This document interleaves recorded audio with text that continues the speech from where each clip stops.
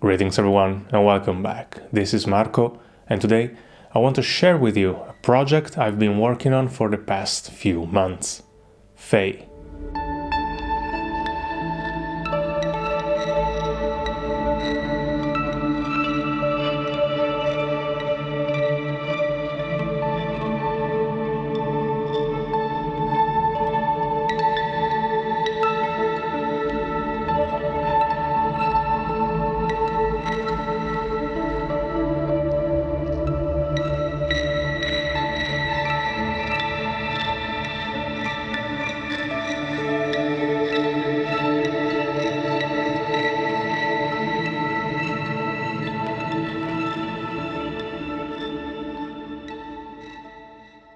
At its core, FAE is a simple project, a series of photoshoots in woods and brooks inspired by fantasy stories and folklore. To better portray the oniric feeling of meeting a FAE in the wild, I opted to use vintage and modified lenses that would give a soft, distorted look to the pictures.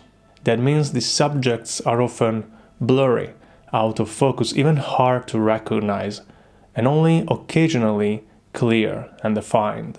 I asked the models to include sheer, iridescent and shiny elements in their outfits and makeup to create visual interest, but otherwise gave them creative freedom. Later in this video I will tell you how to get access to more pictures, but now let's jump right in.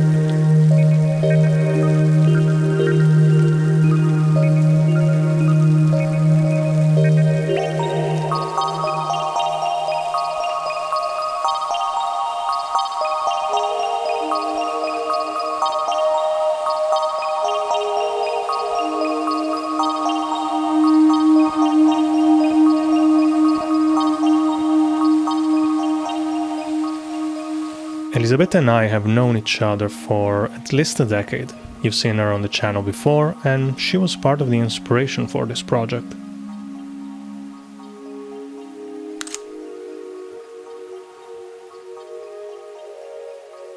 We've been meaning to do a shoot like this for over a year, and we finally managed to.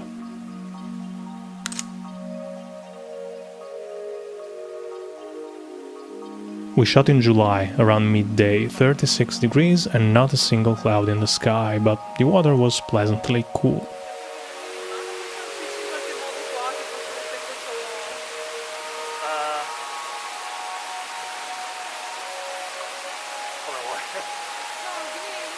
No, non mi cambia. Sì, non cambia particolarmente perché l'unica cosa appunto è allungarlo un po' in modo che la luce passi attraverso. Adesso appunto facciamo un attimo una clip video, quindi si muove giusto un filo, una cosa, così.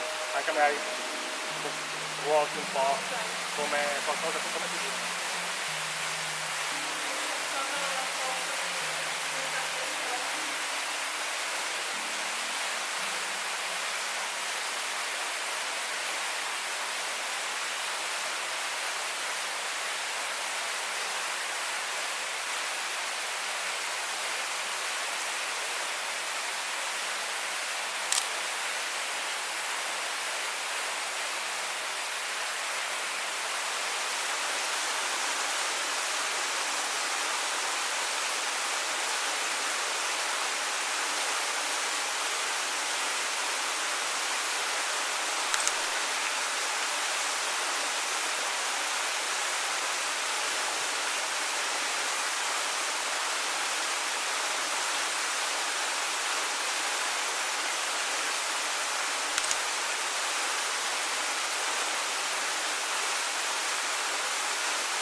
o mi guardi giù come hai adesso oppure guardi anche verso di là in questo caso. Esatto.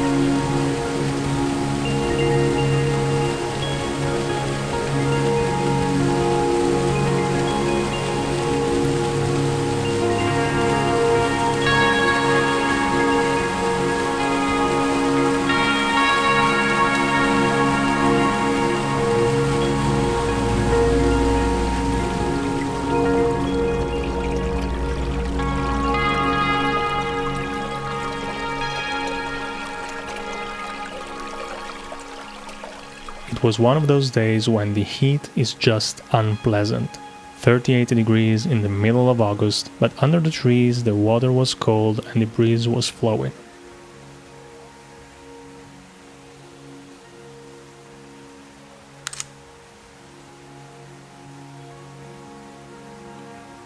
Cristina was pretty tired that day, but she managed to pull through. And let me tell you, those mermaid tails can be quite annoying to deal with.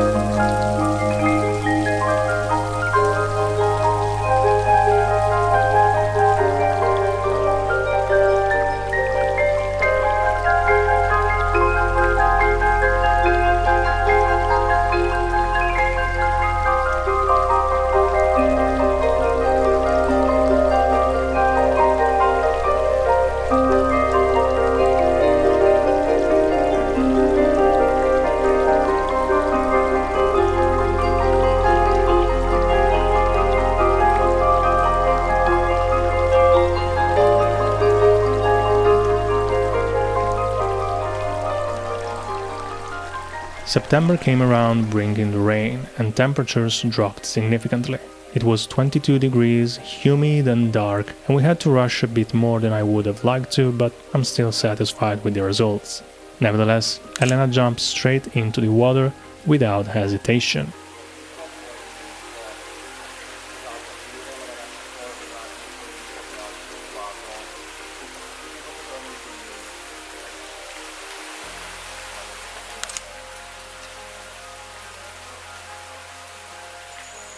We were looking for a spot to take a proper dip, but the water level was still low after the drought of the previous weeks.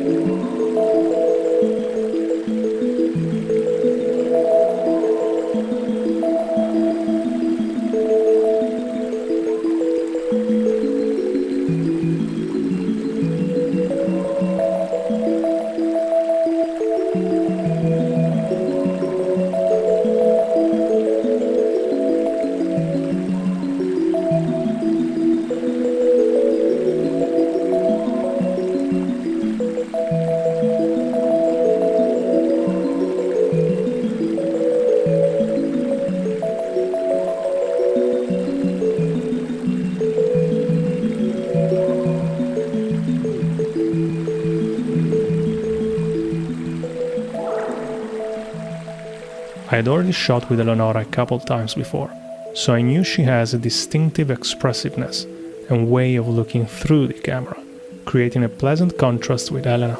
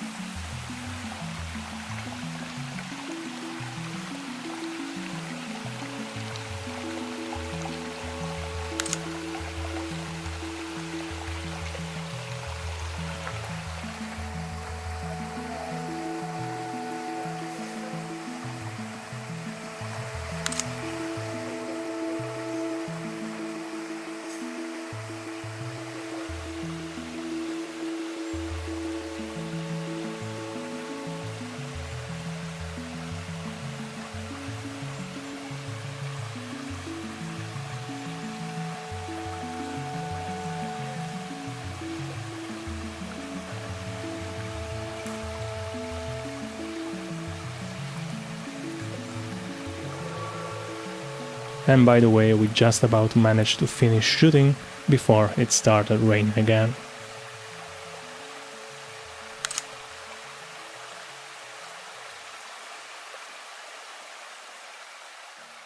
I used a number of different lenses to shoot this project, and while a couple of them barely left the back, the Nikkor 35-80 with the front element reversed did most of the heavy lifting. At 35mm, everything is distorted. At 80, it doesn't really focus, so one way or another you're bound to get some wild results. By comparison, both the Fujian and Suntour 35mm end up looking pretty normal. Although very different from each other, they were a bit redundant, so I didn't use them much, but when I did, I was glad I had them. Unsurprisingly, what I did use a lot was the Pentacon 50mm 1.8. Softer wide open, sharp stopping down, with a little bit of swirliness in the background, it was just right. The Olympus 50mm 1.4 and the Pentax 40mm 2.8 have the least obvious character, but they did serve their purpose of creating different looks. In terms of editing, I try to focus on breaking my own habits, embracing imperfection and maintaining the differences between the lenses rather than making everything look the same. This way you can see how colors change with the passing of time and through different lenses.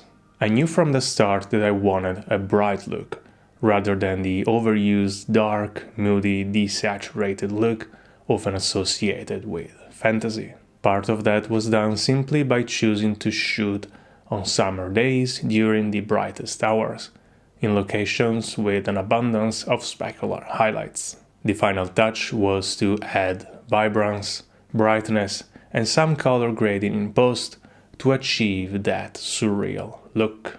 Now, for those of you who would like to see more pictures, support the channel, project, and models, I've put together a PDF zine for all the members of the channel. In the community tab, you will find a post with a Dropbox link to the zine, but as I said, it will only be visible to members of the channel. You can become a member of the channel by clicking the join button, and membership prices vary based on your country, but both will give you access to the zine. Lastly, I will put links to the models in the description so you can support them as well. I really enjoyed working on this project. It was interesting, different, freeing, and we already have ideas for next summer. All the models were great and brought their own style and ways of expressing themselves, and I'm very grateful they decided to be part of this. Just as I am grateful to all of you for the support. As always, let me know your thoughts in the comments, share the video with your friends, don't forget to leave a like and subscribe, and I will see you in the next one. Bye!